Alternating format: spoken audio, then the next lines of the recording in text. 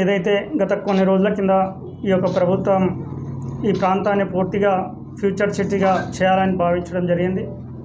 మరి మహేశ్వరాన్ని మహానగరం చేస్తున్నటువంటి ముఖ్యమంత్రి గారు మరి మహేశ్వరాన్ని వదిలిపెట్టి కేవలం 2 గ్రామాలను తీసుకొని ఈ యొక్క ఫ్యూచర్ సిటీ చేయాలని తలిచారు.